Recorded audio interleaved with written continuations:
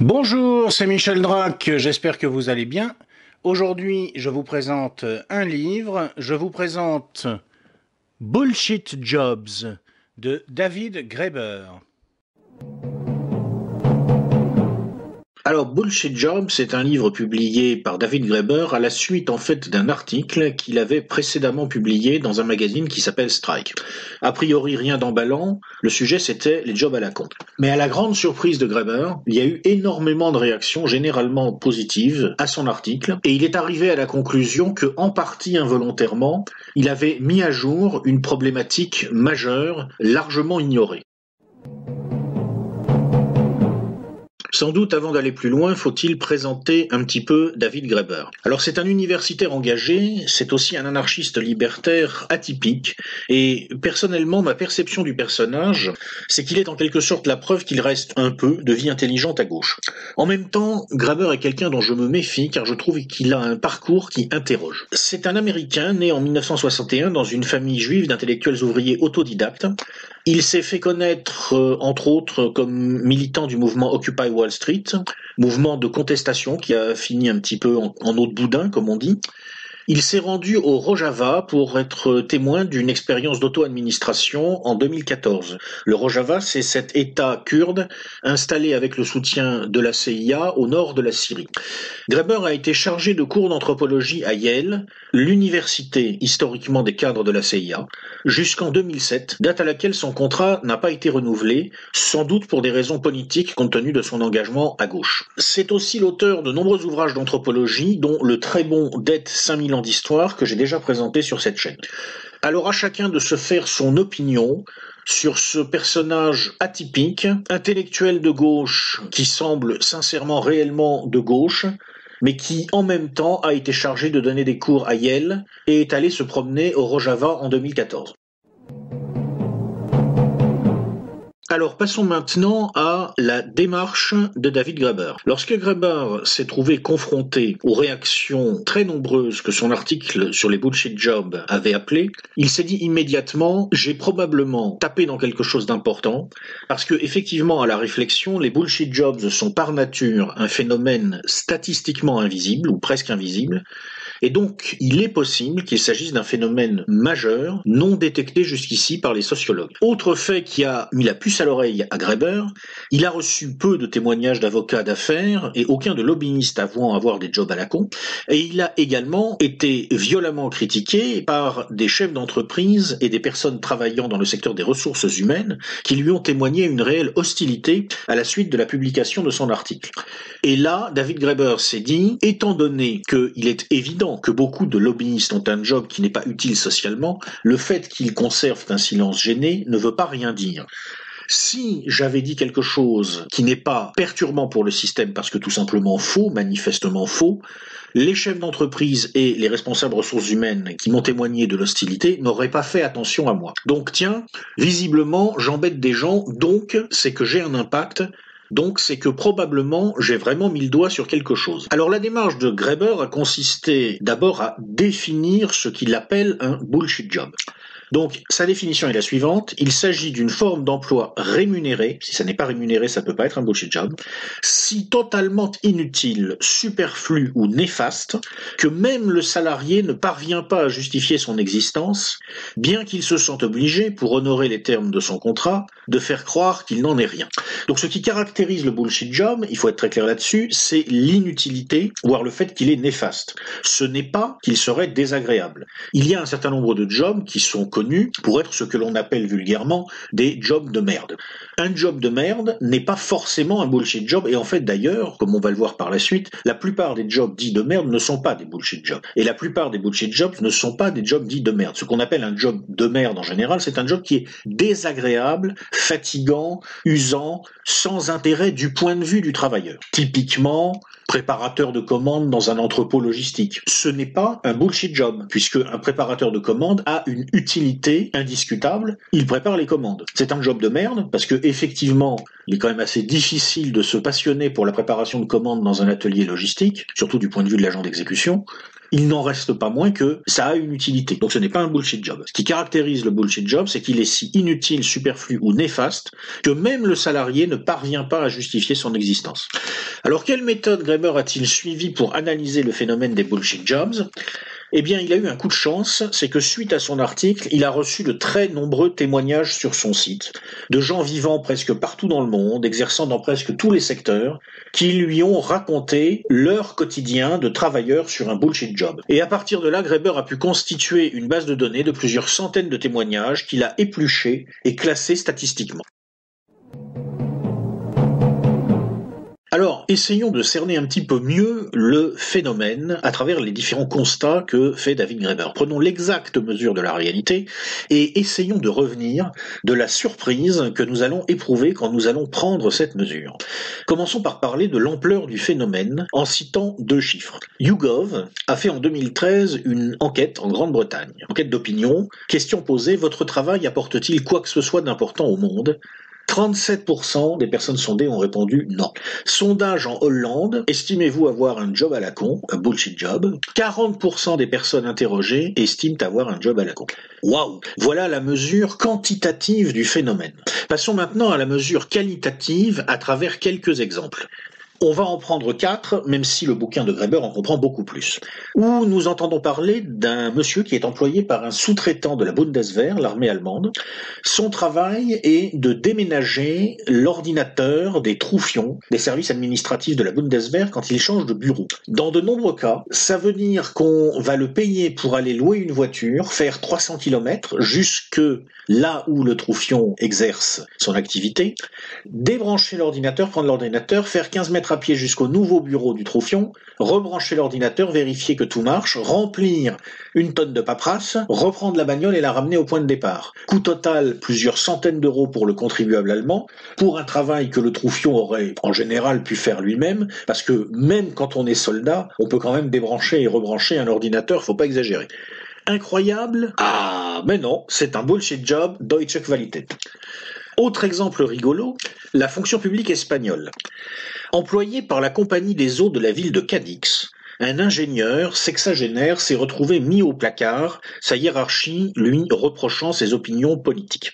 Qu'a-t-il fait ? Eh bien, il a prétendu pendant 6 ans qu'il travaillait pour le service A devant le service B et réciproquement. Pendant 6 ans, il a dit à la municipalité qu'il avait été envoyé en mission par le service des eaux et au service des eaux qu'il avait été envoyé en mission par la municipalité. Résultat, il a pratiquement séché son boulot pendant 6 ans presque non-stop. Il s'est défendu par la suite en disant qu'il y faisait quand même de temps en temps des apparitions sporadiques. Là où c'est vraiment très drôle, c'est que on s'en est rendu compte le jour où, figurez-vous, faute d'avoir été mis au courant du fait qu'on l'attendait pour une remise de médaille, il ne s'y est pas pointé. Remise de médaille à laquelle apparemment les fonctionnaires de la ville de Cadix ont droit lorsqu'ils ont une certaine ancienneté. Alors il y a quand même une bonne nouvelle dans tout ça, c'est que ce sympathique fonctionnaire espagnol en a profité pour devenir un spécialiste de Spinoza, puisqu'il a été payé par la ville de Cadix pendant 6 ans à étudier Spinoza, puisqu'il avait décidé que tant qu'à n'avoir rien à faire, autant s'occuper de façon intelligente, ce qui est très bien de sa part. Autre exemple tragicomique, à Helsinki en 2002, un contrôleur fiscal finlandais, donc, est mort à son poste de travail, assis bien droit sur sa chaise. C'est triste. Ce qui est moins triste, c'est qu'il est resté là 2 jours, sans bouger, sans rien dire, sans rien faire, avant que quelqu'un lui adresse la parole, dans un open space fréquenté par 30 personnes. C'est vous dire si les contrôleurs finlandais ont un rythme de travail frénétique. Et enfin, last but not least, Graeber nous livre une description hilarante du phénomène des jobs à la con à Hollywood, un monde où apparemment ce phénomène a atteint le stade ultime, avec un nombre incroyable de couches successives de crétins surpayés, occupés à on ne sait pas très bien quoi en fait, à se passer mutuellement les scripts des films, à donner vaguement 1 ou 2 idées dessus, à en profiter pour s'inviter mutuellement dans des restaurants de très bonne qualité, de très haut standing, pour soigner leur relationnel, et à la fin quand même, au terme d'un parcours absolument incroyable, un script va arriver au producteur qui va effectivement contacter un réalisateur et effectivement en faire quelque chose. C'est-à-dire que entre le scénariste qui rédige le script et les gens qui vont effectivement le porter à l'écran, vous avez 20 ou 30 types qui se sont passés le machin d'une main à l'autre, et je te donne et tu me redonnes et on en discute et on blablate et on en profite pour faire des notes de frais. Bref, il y a des degrés dans le job à la con, mais dans certains cas, on peut vraiment dire qu'on atteint des sommets d'absurdité et de grotesque. N'exagérons rien, les 37% de Britanniques et les 40% de Hollandais qui se sentent concernés par le phénomène n'en sont quand même pas tous au point des sous-traitants de la Bundeswehr, des fonctionnaires espagnols, des contrôleurs fiscaux finlandais ou surtout des branleurs d'Hollywood. Alors évidemment, une question qu'on peut se poser, c'est comment c'est possible? Se pourrait-il que dans notre société, une partie très importante de l'activité économique ne renvoie en réalité à rien d'utile, rien de concret? Se pourrait-il que une grande partie du monde de l'entreprise, car le public n'est pas seul concerné dans cette histoire, se pourrait-il donc qu'une grande partie du monde de l'entreprise et des administrations ne soit qu'un vaste théâtre d'ombre, un jeu où les gens font semblant d'une certaine façon d'effectuer une tâche, d'avoir un travail. Alors un premier examen superficiel des témoignages qu'a recueilli Graeber montre que c'est possible, et c'est possible pour une raison très simple qui peut se traduire en quelque sorte de 3 manières principales. La raison fondamentale, c'est que pour qu'une chose existe dans notre société, il n'est pas du tout nécessaire qu'elle soit réellement utile. Il suffit qu'elle puisse s'auto-générer suffisamment longtemps. Si une situation peut apparaître et ensuite perdurer en s'auto-générant, en s'auto-régénérant, parce qu'un certain nombre d'acteurs ont intérêt à cela, eh bien cette situation va effectivement perdurer et s'étendre à travers le corps social, même si elle ne renvoie à aucune utilité dans l'absolu. Alors concrètement, ça veut dire que la personne qui va se retrouver sur un bullshit job parfaitement inutile va souvent l'accepter parce que tout simplement elle a besoin de l'argent. Il suffit qu'il y ait un chef qui ait un budget à dépenser et intérêt à le dépenser et des subordonnés qui ont besoin du salaire pour que le bullshit job apparaisse et perdure. D'autre part, très souvent le problème n'est pas vu, ou plus exactement il n'est pas bien cerné. Beaucoup de bullshit jobs se maintiennent dans une zone floue, ambiguë. 10% de travail utile, 90% de bullshit. Ce qui fait qu'on a une bonne raison de garder le poste de travail, bien qu'en réalité, on pourrait en supprimer 90%. C'est souvent le cas en particulier dans les milieux où il est difficile de virer les gens, c'est-à-dire la fonction publique, mais aussi les très grandes entreprises, où en pratique, il est tout aussi difficile et coûteux de virer les gens que dans la fonction publique. Et puis il y a une troisième raison qu'on pourrait résumer, même si Graeber, qui est un type fondamentalement gentil, ne dit pas les choses comme ça, par l'existence des petits arrangements entre glandeurs. C'est-à-dire, ma foi, je suis ton chef et je sais que tu sers pas à grand-chose, mais ça m'arrange de faire semblant de pas le voir, parce que si je le voyais, je serais obligé de me fatiguer à réorganiser le service, et ça me fatiguerait vraiment beaucoup, donc je le fais pas. Tu es mon subordonné et tu te doutes bien que tu sers pas à grand-chose, mais en même temps, tu as besoin de l'argent, et puis au fond ça t'arrange un peu de servir à rien, parce que ça veut dire aussi qu'on te met pas une grosse pression, puisqu'on sait que tu sers à rien. Ma foi, on s'arrange entre glandeurs. Et voilà comment, parce que les choses peuvent simplement perdurer en se reproduisant à l'identique, parce qu'elles peuvent apparaître pour un simple concours de circonstances, voilà comment on pourrait bien se retrouver dans notre société avec peut-être un tiers de la masse de travail fournie qui, en fait, ne sert absolument à rien. Alors passons maintenant à la typologie des bullshit jobs que David Graeber a établi. Alors il a retenu 5 grandes catégories de jobs à la con, sans compter les 2 qu'il aurait pu retenir et qu'il a choisi de ne pas prendre en compte. Les amis imaginaires, c'est-à-dire les gens qui sont chargés en quelque sorte de créer l'ambiance, d'animer un petit peu, soi-disant de faire du lien à l'intérieur des organisations. Vous avez, c'est très à la mode en ce moment, des gens qui sont payés à la limite, si vous voulez, pour organiser des goûters d'équipe ou ce genre de choses. Ça existe vraiment, hein, c'est pas une blague. Graeber ne les a pas retenus parce qu'il considère qu'en fait, ils sont une variante d'un autre type qu'on va voir tout à l'heure et qui est le cocheur de cases. Et puis il y a les punching balls, c'est-à-dire les gens qui ne servent à rien à part à se faire engueuler par les clients. Typiquement, vous avez une organisation où on aurait besoin d'avoir 2 artisans pour faire certains travaux, et puis on n'en a qu'un seul sous la main, mais on a un type là, on ne sait pas à quoi l'utiliser, alors plutôt que de prendre un deuxième artisan, on prend ce type-là qui est uniquement chargé de recevoir les réclamations des clients qui attendent le premier artisan, et donc le type se fait engueuler, au moins ça permet d'avoir un réceptacle à la colère des clients. Voilà, alors ce que dit Graeber, c'est que ces gens-là sont pas vraiment sur un bullshit job, parce qu'en fait ils servent à quelque chose, ils servent à se faire engueuler. Certes, c'est pas une tâche très noble, mais ils jouent un véritable rôle social, un rôle d'amortisseurs. Alors si on en vient maintenant aux 5 types de bullshit jobs que Graeber a pris en compte, on va trouver d'abord 2 types que j'ai envie de présenter en couple, tant c'est un couple classique, le petit chef et le larbin. Donc le larbin permet à quelqu'un de se sentir important, très souvent un petit chef.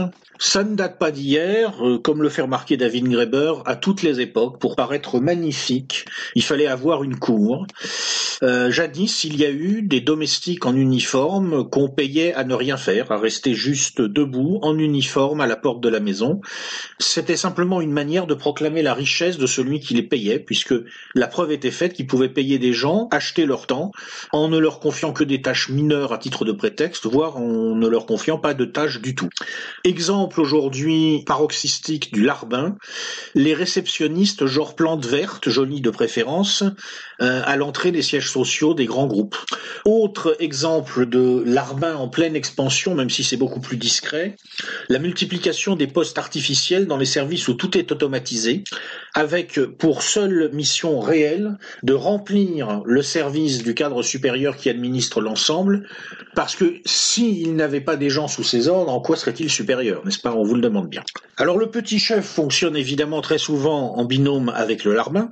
Le petit chef se subdivise lui-même en 2 sous-catégories. D'abord, celui qui assigne des tâches aux autres sans jamais rien faire lui-même, et sachant que ce travail d'assignation de tâches pourrait très bien être pris collectivement par ses subordonnés. Bon, c'est le petit chef qui ne sert à rien, mais qui au moins a le bon goût de ne pas en rajouter. Autre variante, le bullshitizer, c'est-à-dire le petit chef qui invente carrément des tâches bullshit pour les autres. Alors lui fonctionne souvent en symbiose non seulement avec le larbin, mais aussi avec le cocheur de cases, dans le cadre du management intermédiaire. D'une manière générale, les petits chefs peuvent jouer un rôle de multiplicateur du bullshit, parce qu'ils ont souvent besoin de bullshitiser pour justifier leur existence, donc leur salaire. Et Graeber analyse comme ça la propagation à travers les entreprises contemporaines d'une idéologie managérialiste qui recouvre en général une fuite collective dans un système de représentation se substituant à la réalité. Ce que Graeber appelle un univers narratif à la con, en général avec un jargon spécifique. Beaucoup de gens qui travaillent dans l'univers des employés de bureau aujourd'hui sont témoins de ce genre de dynamique. Ça peut être très très drôle, mais ça peut aussi être très fatigant quand on est pris à l'intérieur de la dynamique en question. Autre type de bullshit job, le porte-flingue. Alors lui, il n'existe que parce qu'il a été créé par des adversaires, internes ou externes, contre lesquels il faut se défendre. Le type même du porte-flingue, c'est le lobbyiste. Si une industrie fait du lobbying, c'est bien parce que l'industrie rivale fait aussi du lobbying. Autre exemple de porte-flingue, les experts en relations publiques qui sont chargés de contrer d'autres experts en relations publiques, les avocats d'affaires, et puis bien sûr une catégorie emblématique du genre, pratiquement toute l'industrie de la publicité, qui n'existe que pour se faire concurrence à elle-même. Alors une remarque de Graeber tout à fait juste est que beaucoup de porte-flingues n'ont pas conscience d'être socialement inutiles. Parmi les bullshitters, c'est certainement ceux qui ont le moins conscience de faire du bullshit, tout simplement parce que, comme ils affrontent une concurrence, comme ils livrent un combat, ils sont pris dans une dynamique qui leur donne l'impression de servir à quelque chose. C'est si on leur dit « mais alors au fait, à supposer que vos adversaires disparaissent, à quoi vous serviriez ?» que là, ils vont se rendre compte d'un seul coup qu'ils sont dans le bullshit job. Mais en général, ils ne s'en rendent pas compte. Les rares qui prennent conscience de la dimension bullshit de leur travail sont en fait surtout dérangés par la dimension agressive et l'usage systématique de la tromperie. C'est-à-dire qu'ils ont plutôt tendance à considérer que leur travail est un travail moralement répugnant, plutôt qu'à comprendre que c'est aussi et surtout un travail socialement inutile, voire néfaste. Il nous reste à voir 2 catégories de bullshit jobs en pleine expansion et qui sont plus spécifiques à notre système économique contemporain, les rafistoleurs et surtout les cocheurs de cases. Alors les rafistoleurs, ce sont des gens qui sont payés à résoudre des problèmes qui normalement ne devraient pas exister. C'est très fréquent, semble-t-il, dans l'informatique, où il y a tout un ensemble de métiers qui s'est développé pour réparer les conséquences de bugs récurrents. On préfère payer des gens à réparer les conséquences plutôt que de s'attaquer à la cause. Et puis surtout, on a donc les cocheurs de cases. Alors ça, c'est quelque chose qui s'est énormément développé ces dernières décennies. Les cocheurs de cases, ce sont des gens qui permettent à une organisation de prétendre faire quelque chose qu'en réalité elle ne fait pas. L'exemple parfait, ce sont les assistantes sociales dans les structures qui sont en réalité dédiées à la performance économique. Vous avez une usine où se trouvent des ouvriers qui souffrent parce que vous leur imposez des cadences excessives, pas de problème. Vous allez mettre une assistante sociale qui va être chargée de les écouter, donc n'est-ce pas, vous avez pris en compte votre responsabilité sociale et puis vous pouvez continuer à maintenir comme ça les cadences excessives. Intéressons-nous maintenant à une petite mise en perspective avant d'entrer dans l'exposé de la thèse explicative de David Graeber. Alors d'abord une remarque. Sur le fond, comment peut-on être sûr qu'un job est inutile ? La réponse évidemment, c'est qu'il faut se demander ce qui se passerait si ce job n'existait pas. S'il ne se passe rien, voire quelque chose de positif, eh bien c'est que c'est gagné, c'est un job à la con. Et sur cette base, Graeber fait remarquer que la plupart des témoignages qu'il a eus de gens estimant avoir un job à la con correspondaient effectivement à des jobs à la con. Ce qui laisse penser que lorsque environ un gros tiers de la population dans des pays comme l'Angleterre et la Hollande dit être sur un job à la con, c'est parce que effectivement un gros tiers de la population est sur un job à la con. Où ces jobs se trouvent-ils ? Eh bien un peu partout. Et en particulier, ils se trouvent autant dans le privé que dans le public, ou peu s'en faut, parce que tout simplement les bureaucraties publiques et privées sont maintenant tellement entremêlées qu'elles sont en pratique confondues. Beaucoup de jobs à la con viennent du fait que dans les entreprises privées comme publiques, il est souvent difficile et surtout coûteux de virer quelqu'un. Du coup, le meilleur moyen de se débarrasser d'un mauvais collaborateur, c'est de l'envoyer à l'étage du dessus, en le promouvant vers une fonction bullshit. Ça vaut absolument autant dans le privé que dans le public. La pression exercée sur les entreprises pour qu'elles dégraissent entre guillemets leurs effectifs a frappé presque exclusivement les employés productifs situés plutôt à la base de la pyramide. Et Graeber fait remarquer à cet égard que si les bureaucraties d'entreprise sont très fortes pour calculer des emplois du temps éreintants à la seconde près pour leurs agents d'exécution, elles sont en revanche à peu près inexistantes quand il s'agit d'optimiser leur propre activité. Depuis 1980, les cols bleus ont régulièrement droit à des augmentations de cadence et à des réductions d'effectifs. Mais dans le monde des cols blancs, dans le privé comme dans le public, les postes inutiles prolifèrent. En ce sens, l'opposition privé-public est aujourd'hui en grande partie trompeuse, en tout cas sous l'angle des conditions de travail réelles. C'est plutôt l'opposition col blanc-col bleu qui est la plus significative. Graeber fait remarquer une curiosité à propos du sondage britannique indiquant 37% de personnes sur un bullshit job. Il semble que 42% des hommes trouvent leur job inutile contre seulement 32% des femmes. Alors Graeber pense que ça veut dire que les boulots des hommes sont effectivement plus inutiles en moyenne que les boulots des femmes, et il explique ça en disant que les hommes sont plus souvent au-dessus dans l'échelle des postes. Alors sur ce point, je suis dubitatif, parce que c'est vrai qu'en moyenne, les femmes sont situées moins haut dans l'échelle des postes, et c'est vrai aussi que plus on grimpe cette échelle, plus le taux de bullshit augmente. Mais d'un autre côté, les femmes sont dans l'ensemble plutôt dans le tertiaire, et les hommes plutôt dans le secondaire. En France, les femmes représentent plus des 3/4 des employés et moins du quart des ouvriers. Alors il y a effectivement un certain nombre d'emplois à très forte féminisation qui sont clairement pas du tout bullshit, les infirmières en particulier, mais enfin quand même dans l'ensemble, comme le monde des bureaux, le monde de l'administration est plus féminisé que le monde des usines et des chantiers de construction, je suis très dubitatif quand on me dit que les emplois masculins seraient plus bullshit que les emplois féminins. À mon avis, les vraies raisons du décalage observé dans ce sondage sont ailleurs. Je pense que ça vient en partie du fait que, dans l'ensemble, à cause du logiciel qui est le leur, du logiciel féminin, les femmes ont tendance à considérer qu'un emploi qui crée du lien social est utile, même si cette création de lien social ne débouche pas sur la résolution d'un problème concret. C'est-à-dire que le lien social a tendance à être, pour les femmes, un objectif en soi. Donc un emploi bullshit consistant en gros à dire « on va faire travailler les gens ensemble », ce qui veut dire faire la mouche du coche, qui va être considéré comme un emploi bullshit par les hommes, sera parfois vu par les femmes comme un emploi non bullshit. Alors on dira en contrepartie que les hommes ont plus de mal que les femmes à comprendre qu'un emploi renvoyant à une situation conflictuelle peut être bullshit, car le conflit est pour beaucoup d'hommes un moteur. ce qui explique ces cohortes d'avocats d'affaires qui se croient socialement utiles, puisque, n'est-ce pas, ce sont des porte-flingues pour reprendre la typologie de Graeber. C'est vrai, hommes et femmes peuvent avoir des biais cognitifs qui ne sont pas tout à fait les mêmes, mais qui peut-être se compensent. En revanche, ce qui me paraît quand même très clair, c'est que tout simplement, les femmes sont dans l'ensemble plus soumises que les hommes, plus conformistes. Il ne faut pas oublier que l'instinct prédominant chez la femme, c'est l'instinct de nidification, alors que chez l'homme, c'est l'instinct de prédation.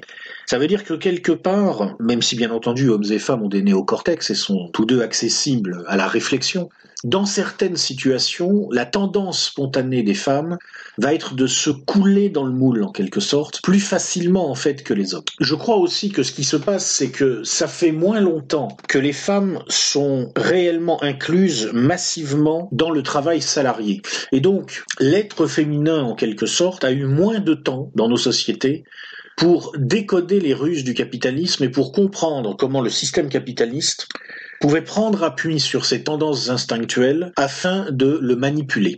Il y a beaucoup de films qui montrent par exemple les techniques de dressage militaire et qui permettent aux hommes de comprendre comment on peut prendre appui sur leur instinct de prédation pour les dresser, pour les encadrer, pour les discipliner. Il y a beaucoup moins de films qui montrent les techniques contemporaines de manipulation de l'instinct de nidification qui permettent aux entreprises de récupérer certaines tendances naturelles des femmes pour en faire des parfaits petits soldats de l'entreprise ou de l'administration.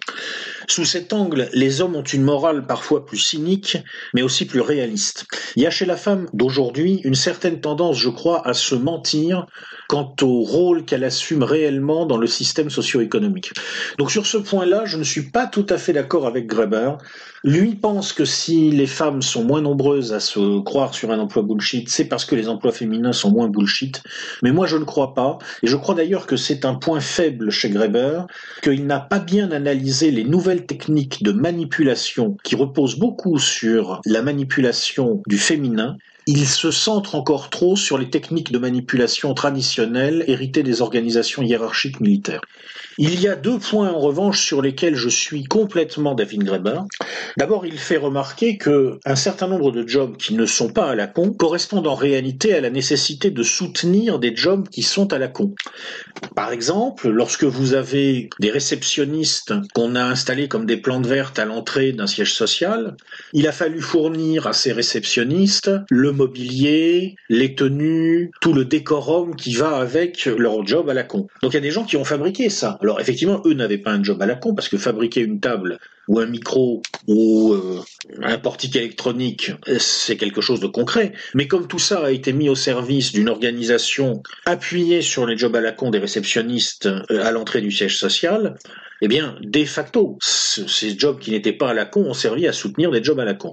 Et Graeber fait la remarque suivante, il se dit finalement, si on imagine qu'il y a 63% des gens qui n'ont pas un job à la con, et 37% des gens qui ont un job à la con, mais si on imagine, par hypothèse, que derrière chaque job à la con, il y a un job sérieux qui est là pour soutenir le job à la con, ou à peu près, si on dit par exemple que 37% des 63% qui n'ont pas un job à la con travaillent pour soutenir les 37% qui ont un job à la con, alors la proportion de job à la con dans l'économie devient monstrueuse, supérieure à 50%. Et donc, à la limite, on peut se demander si nos systèmes socio-économiques ne sont pas occupés aujourd'hui, en très grande partie, à cautionner un immense gaspillage lié à notre conception du travail. Sur ce point-là, je suivrai tout à fait Graeber. Et puis, il fait une autre remarque, il fait remarquer que même si souvent les titulaires de job à la con s'arrangent pour fonctionner dans leur job à la con, il n'en reste pas moins qu'il y a des coûts sociaux énormes, à travers en particulier les conséquences psychologiques de cette situation. C'est une règle à peu près universellement observée que dans les organisations fortement bullshitisées, les rapports humains sont très dégradés. Guerre psychologique, harcèlement, perversion en tout genre, et donc dépression, et donc absentéisme, et donc psychopathologie. Les jobs à la con, c'est rigolo d'une certaine façon, mais en fait pas du tout, car contrairement aux apparences, ça provoque probablement beaucoup de souffrance. Alors on va maintenant présenter la thèse de fond de Graeber. Comment interprète-t-il le phénomène des bullshit jobs? Comment l'explique-t-il sur le fond? Pour moi, le principal intérêt de cette thèse, c'est que on peut être d'accord, on peut ne pas être d'accord, mais une chose est certaine, Graeber a le mérite de nous obliger à réinterroger nos préjugés. Il a le mérite de poser les questions clés. Et en ce sens, qu'on soit d'accord ou pas avec sa théorie, je crois qu'on est obligé de dire qu'elle est intéressante. Alors il faut être clair, Graeber s'inscrit dans une certaine certaine vision du monde, et cette vision du monde est hegelienne. Pour lui, le conflit est le père de l'être. Le moteur du monde, c'est le conflit, c'est l'opposition entre des forces à un certain niveau qui va entraîner éventuellement une synthèse au niveau supérieur. Dans cette vision du monde, on ne peut généralement pas aborder correctement un phénomène si on ne s'intéresse pas aux différents niveaux de causalité qui l'ont rendu possible, l'ont rendu nécessaire et qui permettent en quelque sorte de l'expliquer. Lorsqu'une décision est prise à un niveau quelconque, il faut saisir qu'il peut exister plusieurs niveaux de causalité dans la création du contexte de cette décision. Il y a par exemple les raisons particulières du décideur, les forces économiques profondes qui ont surdéterminé le contexte de sa prise de décision, et enfin les raisons politico-culturelles qui font que personne n'est venu contredire sa décision au niveau supérieur. Sous cet angle, on ne doit jamais perdre de vue que toutes ces causalités, à tous les niveaux, vont être surdéterminées par la logique du marché, dans un système contemporain qui est celui de l'économie de marché. Et étant donné que 1% des habitants de la planète contrôlent une part prépondérante de la richesse, et que la richesse confère du pouvoir d'achat, et que le pouvoir d'achat, c'est ce qui permet d'exister concrètement sur le marché, ce que nous appelons le marché, ou a fortiori les marchés, s'agissant des marchés d'actifs financiers, eh bien c'est en pratique l'instance ou l'ensemble d'instances par lesquelles ce 1% de riches contrôle l'activité des 99% restants. Par conséquent, lorsque nous sommes confrontés à une prolifération de bullshit jobs, il faut nous demander dans quelle mesure cela peut correspondre aux intérêts objectifs des 1% les plus riches. Cui bono, à qui est-ce que l'affaire profite? Il se fait quitte cui prodest, celui qui l'a fait, il se pourrait bien que ça soit justement celui qui en a tiré parti. Alors Graeber constate que en 4 décennies de réformes néolibérales, on peut quand même remarquer que la plupart ont échoué, et que ça n'a pas empêché de les reconduire.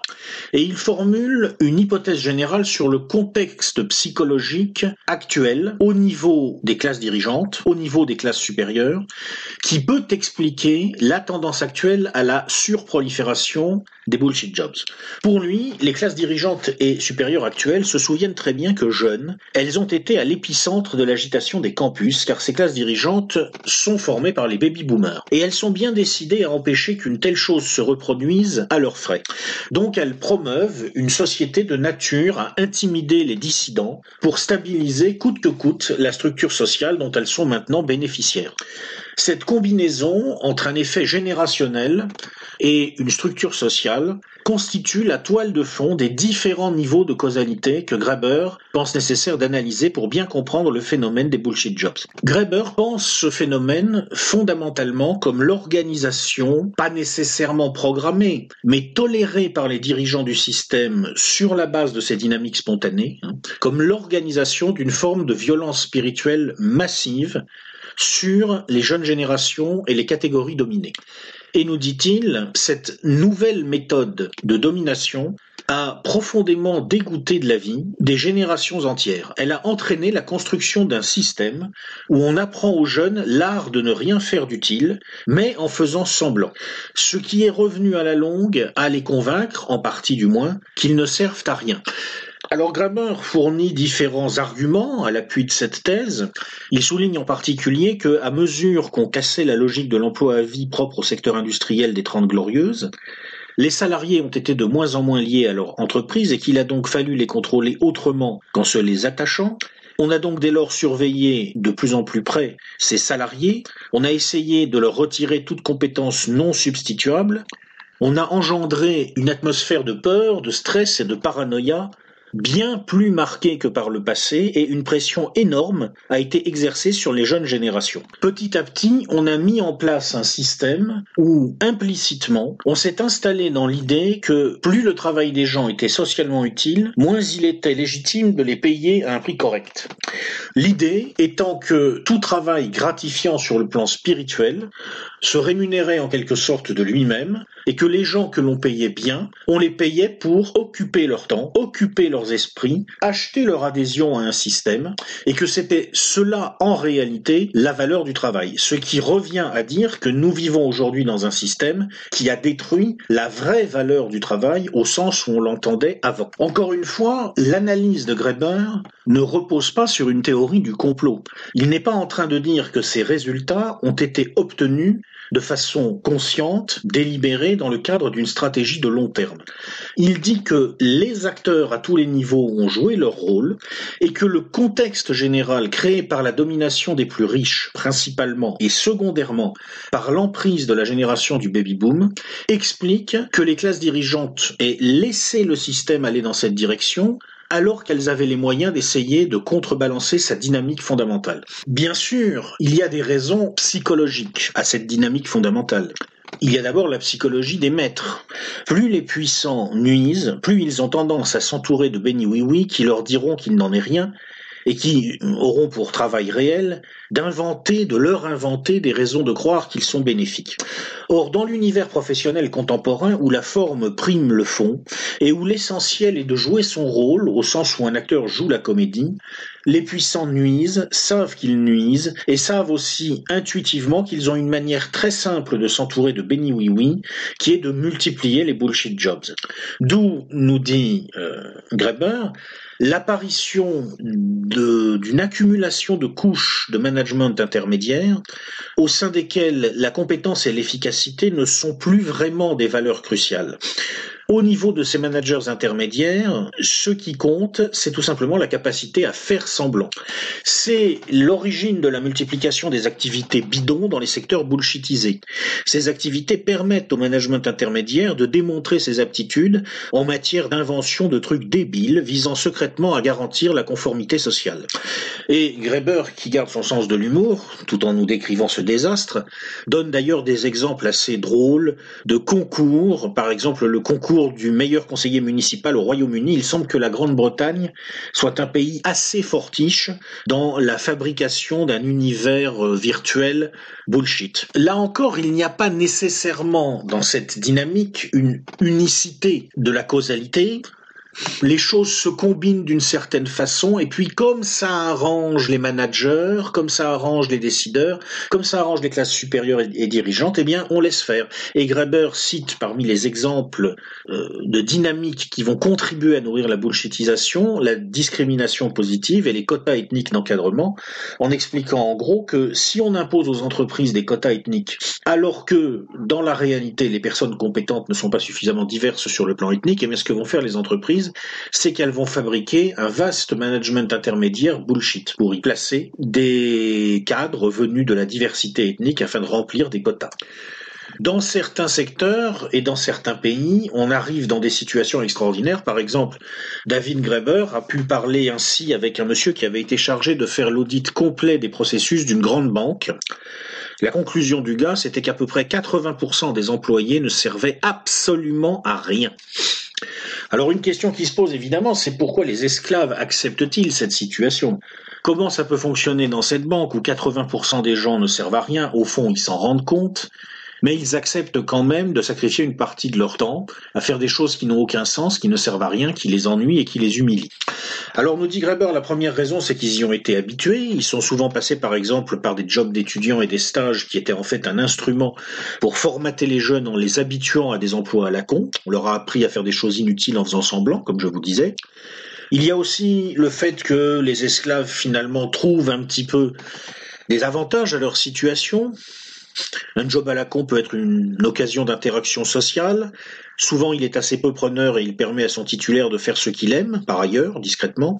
Sous cet angle, il est évidemment très important de faire la distinction entre les jobs à la con surveillés et non surveillés. Et Graeber s'amuse à nous donner un certain nombre d'exemples de milieux où la multiplication des jobs à la con n'est pas nécessairement traumatisante pour les esclaves eux-mêmes, pour les salariés si vous préférez.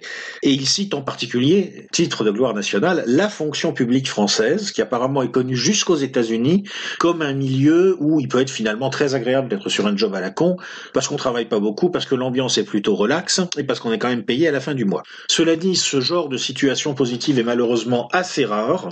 Dans l'ensemble, comme je vous le disais, ce que montre Graeber, sur la base des témoignages qu'il a reçus, c'est que les titulaires de job à la con souffrent. Ils souffrent d'abord d'une sorte d'angoisse diffuse liée à la crainte qu'on s'aperçoive de leur inutilité et qu'on supprime leur poste, ce qui peut leur poser des problèmes financiers. Ils se sentent aussi transformés à leur corps défendant en parasites ou en imposteurs. Et puis, plus profondément, leur psychologie d'esclave ne correspond pas à leur psychologie fondamentale d'être humain. David Graeber nous rappelle que la théorie classique selon laquelle l'homo economicus est mu par un calcul coût-bénéfice est très contestable. Si c'était vrai, nous dit-il, les gens préféreraient massivement un job à la con peu fatigant à un vrai boulot utile mais fatigant. Or, d'après lui, ça n'est généralement pas le cas. Comment l'expliquer ? Eh bien, David Graeber nous dit, cela vient tout simplement du fait que les êtres humains ont besoin d'être causes. Ils se sentent exister par leur action sur le monde. Et dans une société où le métier est considéré comme le principal moyen d'agir sur le monde, le fait d'avoir un métier où l'on n'agit plus réellement est vécu comme une dépossession et même comme une dépossession de soi, comme une aliénation. C'est-à-dire que le bullshit job est d'une certaine façon le stade suprême de l'aliénation. Celui qui a un bullshit job, surtout si ce bullshit job est surveillé, surtout s'il est obligé de constamment faire semblant de faire quelque chose d'utile, eh bien celui-là est au maximum de l'aliénation car il ne lui reste même pas la satisfaction de faire quelque chose d'utile, fût-ce quelque chose qu'il n'a pas choisi et qu'il doit faire sous contrôle. Et cependant, le système perdure. Il perdure. Pourquoi en profondeur ? Comment est-ce qu'une telle chose peut être possible ? Comment le système capitaliste a-t-il pu se transformer progressivement en une machine à secréter les jobs à la con ? Alors on touche là au cœur de la thèse de Graeber et à sa partie la plus intéressante. Ce que nous explique David Graeber, c'est que la plupart des gens ont beaucoup de mal à accepter l'idée que le secteur privé fabrique autant de bullshit jobs que le secteur public, parce que le secteur privé est concurrentiel. Et que dans le système capitaliste concurrentiel, eh bien si une entreprise se met à fabriquer plein de bullshit jobs, elle va être moins concurrentielle, donc à un moment elle va disparaître. Donc ça n'est pas logique, il n'est pas normal que le capitalisme fabrique des jobs à la con. Or, nous dit Graeber, toutes les sources qu'il a pu consulter l'ont amené à la conclusion que la proportion de jobs à la con dans le secteur privé n'est plus aujourd'hui beaucoup plus basse que dans les administrations. Elle est peut-être un peu plus basse, mais le contraste n'est pas énorme. Alors comment c'est possible, sachant que le capitalisme ne peut pas fabriquer normalement des jobs à la con en série ? Eh bien, nous dit Graeber, si on constate une multiplication des jobs à la con dans les entreprises privées, alors que le capitalisme normalement ne peut pas fabriquer de jobs à la con, pas de façon massive et durable, ça ne peut nous amener qu'à une seule conclusion, et qui est qu'en fait le système dans lequel nous fonctionnons, roulement de tambour, coup de cymbale, coup de théâtre, eh bien ce système n'est pas le capitalisme, ce n'est plus le capitalisme.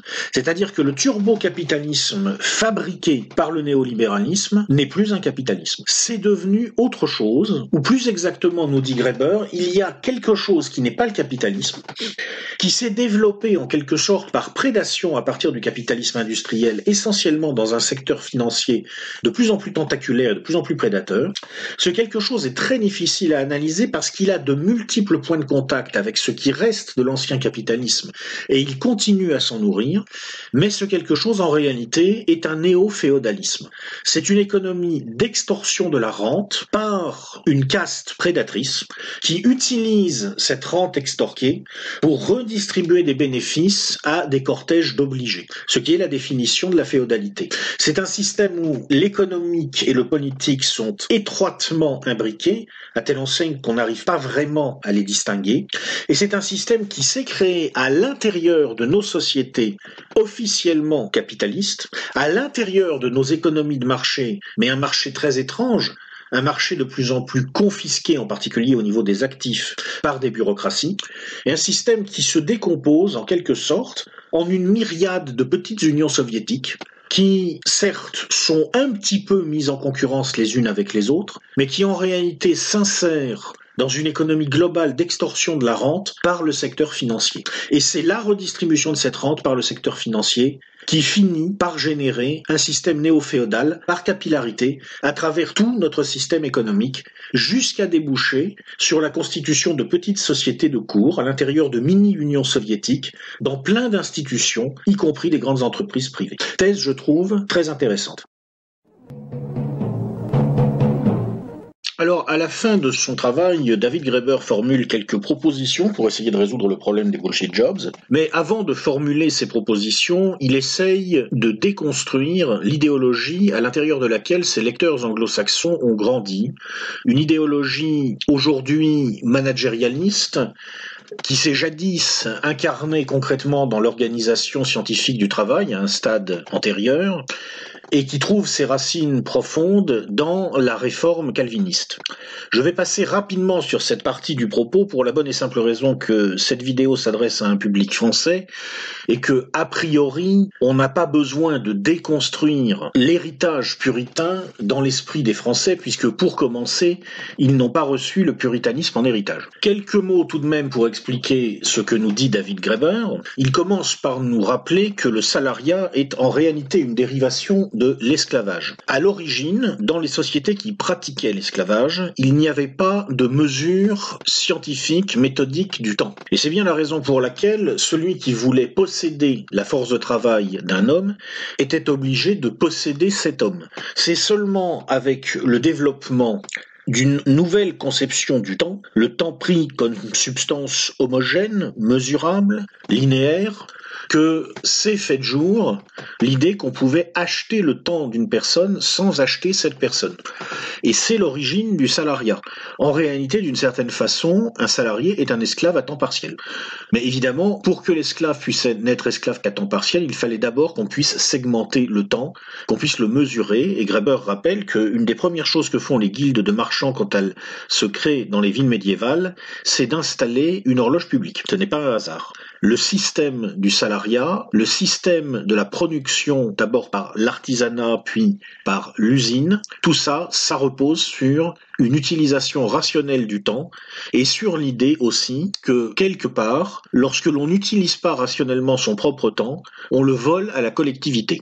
Cette conception des choses, nous explique David Graeber, conception qui prend son origine dans des évolutions technologique et dans une donne socio-économique médiévale, a rencontré, à partir du XVIe siècle, un courant de réformes religieuses, le calvinisme et plus précisément sa variante anglo-saxonne, le puritanisme. Dans cette optique, la production humaine, produire, producere, amener devant, est une imitation, en quelque sorte, du pouvoir créateur divin. Par conséquent, il existe un ordre supérieur du travail, réservé aux maîtres, où on va mettre en œuvre le facteur de production qui est le plus à même de garantir une imitation de la création divine. Et au fur et à mesure que le machinisme va s'imposer, ce facteur de production le plus proche en quelque sorte symboliquement de Dieu, ce sera le capital, par opposition au travail. Le travail qui va donc être rabaissé. Ce rabaissement du travail va lui-même, nous explique Graeber, rencontrer une évolution sociologique dans le monde britannique du XVIe, XVIIe siècle, qui est le passage progressif du service médiéval à l'embryon de ce qui sera un jour le prolétariat. Au Moyen-Âge, dans une société qui était encore féodale et où par conséquent l'économique ne constituait pas une sphère à part du reste du social, on avait l'habitude d'envoyer les enfants d'une famille en service et en même temps en apprentissage dans une autre famille entre leur 7e et leur 15e année. Chez les artisans, un jeune garçon qu'on plaçait chez un autre artisan en service était un apprenti, puis il deviendrait compagnon et un jour à son tour il serait maître et il prendrait en charge l'éducation d'un apprenti en échange du service que cet apprenti lui rendrait. Dans la noblesse, le nom en quelque sorte de l'apprenti c'était le page. Le page apprenait son métier de chevalier auprès du chevalier qu'il servait. Chez les filles de la noblesse, elles étaient dames de compagnie de leur 7e à leur 15e année. Le service était souvent prolongé, car au Moyen-Âge, les gens se mariaient assez tard, l'idée étant qu'ils se mariaient quand ils étaient capables, par le capital à la fois financier et aussi de compétences qu'ils avaient accumulées, de s'installer à leur compte. Ce service prolongé faisait l'objet d'une rémunération complémentaire. Avec l'émergence d'une économie de marché de plus en plus coupée des liens politiques, avec la dislocation de la féodalité, le service a muté pour se transformer en salariat, le salariat ayant vocation en quelque sorte à enfermer une partie de la population dans un statut d'adolescence éternelle.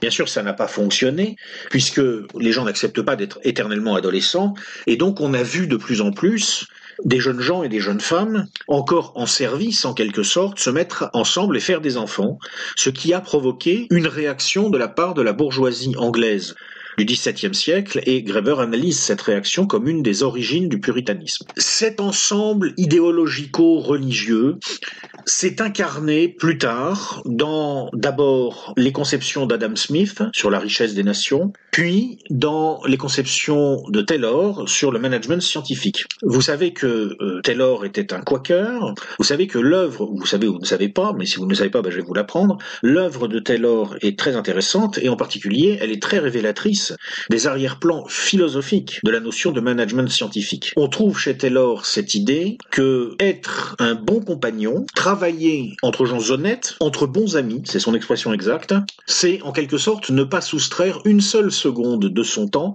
pour des activités irrationnelles ou improductives. Et on voit très bien, quand on regarde ce qu'il y a au fond des principes du management scientifique de Taylor, effectivement, l'affiliation qui le fait remonter aux puritains du XVIIe siècle, et derrière les puritains du XVIIe siècle, à des conceptions religieuses antérieures issues du calvinisme.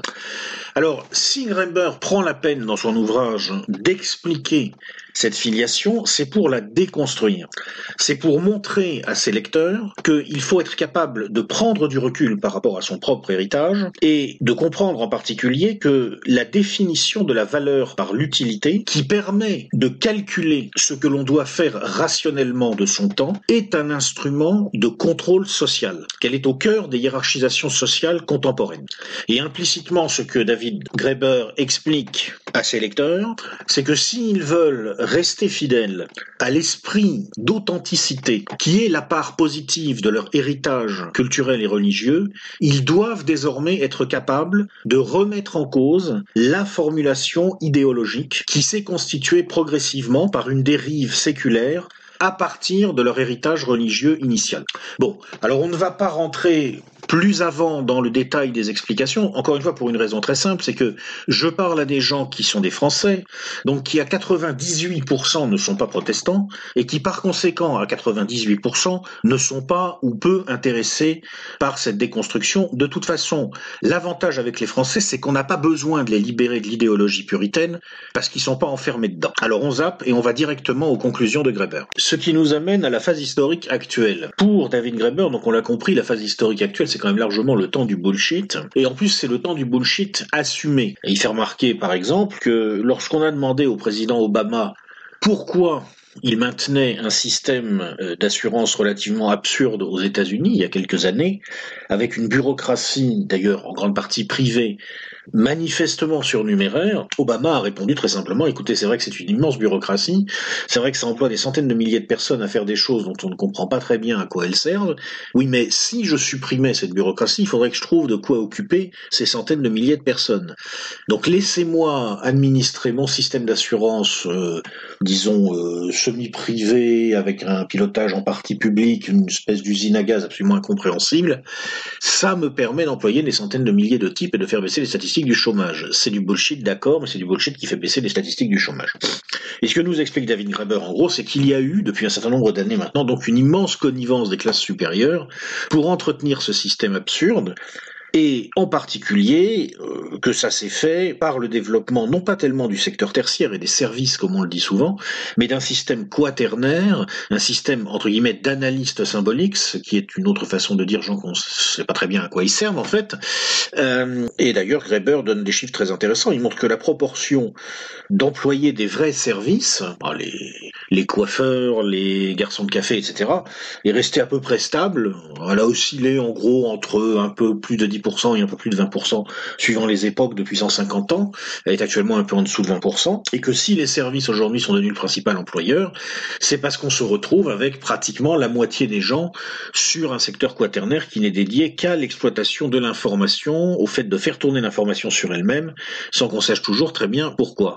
Et donc David Graeber montre très simplement que c'est sans doute aussi une façon de gérer l'impact de la mécanisation et de la robotisation et de ne pas avoir ces gens-là au chômage. Et que par conséquent, quand on arrive dans un système pareil, aussi absurde, où on pourrait très bien ramener le temps de travail à peut-être 15 heures par semaine, mais non, on préfère, pour pouvoir garder les gens au travail le maximum, inventer probablement près de la moitié du travail existant en réalité qui ne s'impose pas, qui correspond à du bullshit, eh bien il est peut-être temps de remettre en cause fondamentalement la dynamique séculaire qui a conduit à ce désastre. Alors, comment faire pour sortir de la situation dans laquelle nous sommes? Donc David Graeber nous donne une réponse américaine, adaptée, je crois, au fonctionnement de la société américaine, aux logiques de la société américaine. En substance, il nous dit, pour sortir de la situation dans laquelle nous sommes, il faut accepter le principe du revenu universel, suffisant et inconditionnel.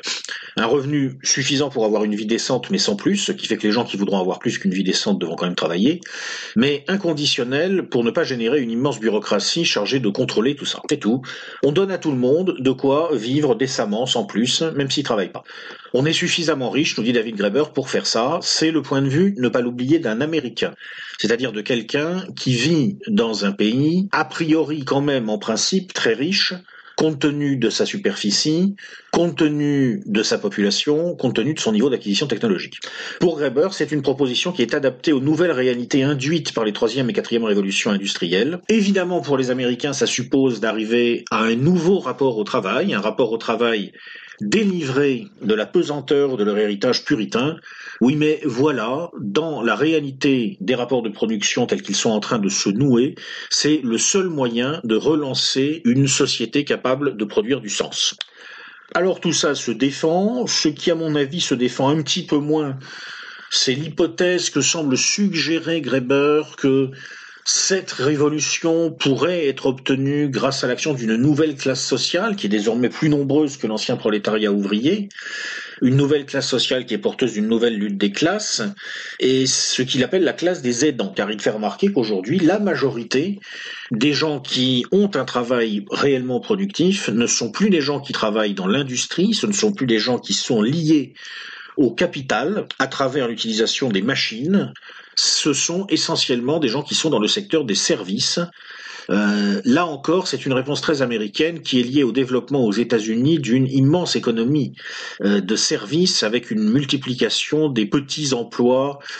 Alors, on va pas dire de cireurs de chaussures, ce serait un petit peu exagéré, mais disons d'aidants de toutes sortes et pas toujours absolument indispensables. À partir de là, Graeber se livre à un certain nombre de considérations qui me paraissent un petit peu hors sujet en fait et qui renvoie plutôt, à mon avis, aux difficultés qu'il a à faire la synthèse de son expérience Occupy Wall Street. Concrètement, cela dit, Graeber donne un certain nombre de conseils qui me paraissent assez judicieux. Je dois dire que je suis assez dubitatif sur notre capacité à enclencher vraiment la révolution de nos conceptions sur le travail à partir d'une lutte des classes s'appuyant sur la classe des aidants. Je pense que là, Graeber n'est pas tout à fait dans le vrai. Bon, peut-être je me trompe, je suis pas américain, je me rends pas compte des réalités américaines. En revanche, ses conseils concrets sont assez pratiques, assez utiles. Rien que pour ça, son petit bouquin vaut la peine d'être lu. Je pense qu'une fois qu'on a bien lu et bien compris ce qu'explique Graeber, on reconnaît très vite une organisation bullshitisée, et c'est important.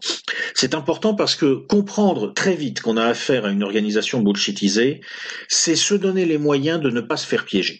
Qu'on permette ici à une personne qui a fait sa carrière dans l'univers déplorable des employés de bureau des sièges parisiens, de donner un vrai conseil d'amis à la jeunesse qui va rentrer dans ce monde de branleurs surpayés, Si un jour vous vous retrouvez au bord du burn-out ou du brown-out, ce sera parce que vous n'aurez pas assez vite reconnu une organisation bullshitisée en train de vous happer.